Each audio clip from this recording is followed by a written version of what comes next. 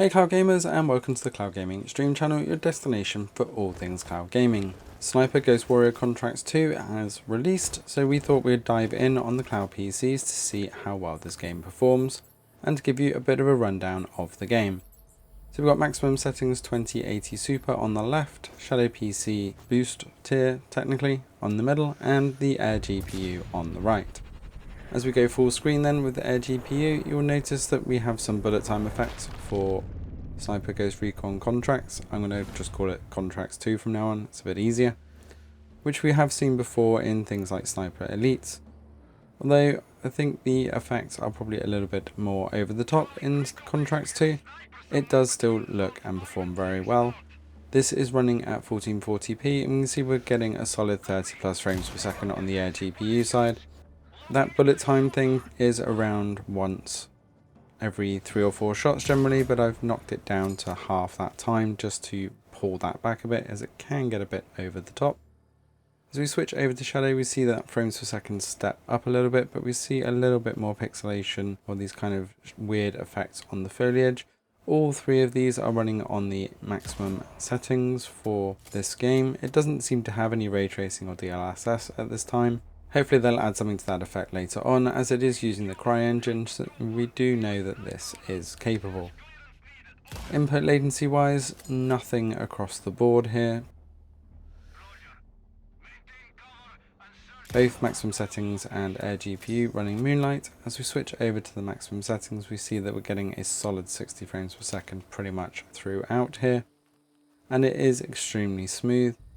With Moonlight, it is easy to forget that you are connected to a virtual PC, and there is even no latency here for maximum settings, which is over 3,500 miles away from me, and generally the latency is supposed to be around 110 milliseconds. However, you would never notice the difference when playing through Moonlight.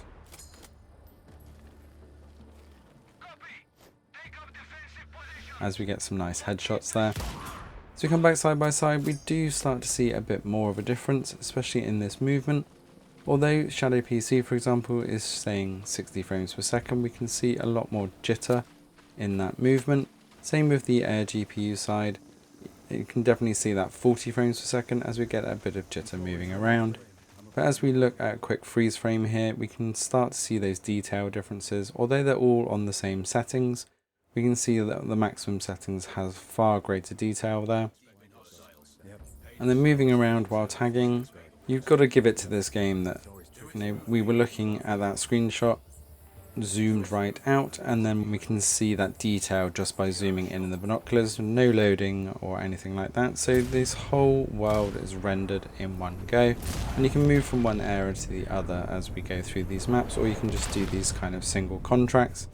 As we do a bullet time to finish then, taking down this particular contract.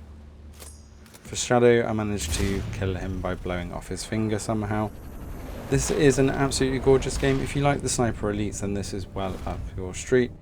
Especially if you are more around the kind of Ghost Recon side, because you do need to be a bit more stealthy. Although the Sniper Elites were also quite unforgiving if you got found. So let us know in the comments below if you're going to dive in on Sniper Ghost Warrior Contracts 2 and what rig you're going to be going on. You have a good choice here, and hopefully you'll be able to get at least one of these to play on in the near future. Thanks for watching, don't forget to hit that subscribe button to stay up to date with all things cloud gaming, and we will see you next time.